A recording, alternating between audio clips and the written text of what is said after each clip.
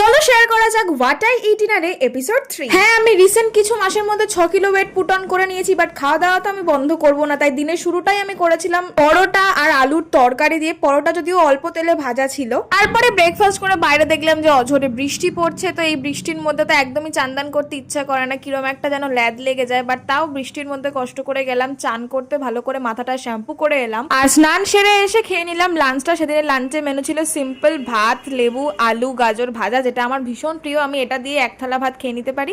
সঙ্গে ছিল ডিম কষা আর ডাল। মাছ মাংস তো আছে, কিন্তু পিওর বাঙালি ভাবে করা ডাল, ভাত আর আলু ভাজা দিয়ে খেতে যে কি সুন্দর লাগে আর কি তৃপ্তি করে খাওয়া যায়, সেটা তো আই থিঙ্ক সব বাঙালিরাই জানে। তারপর ভাতের পাতের শেষে নিয়ে নিলাম হচ্ছে দিদুর বানানো আমের চাটনি। আমার খুব ভালো লাগে, তো ভাতের পাতে একটুখানি নিয়ে নিলাম। অ্যান্ড তার সঙ্গে সঙ্গে আরেকটা ফেভারিট জিনিস আমি নিয়েছিলাম, সেটা হচ্ছে আম, দই আর নারকেল মাখা। এটা তো আমার one of the favourite food গরমকালে। যদিও সেদিন বৃষ্টি পড়ছিল, বাট সুন্দর সুন্দর আম বেশ পাওয়া যাচ্ছিল। তারপর বিকেলবেলা পড়তে চলে গেছিলাম। আর পড়ে আসার সময় আর দেখা হয়ে গেল আমার পিসির সঙ্গে। তো তিন্নি আমাকে খাওয়ালো 1 গ্লাস লস্যি, যেটা কিনা ভীষণ ভীষণ ফুলফিলিং ছিল। আর উপরে ছিল একটা ভ্যানিলা আইসক্রিমের স্কুপ, খুবই টেস্টি ছিল এটা খেতে। এটাকে আমার অনেকটা পেট ভরে গেছিল।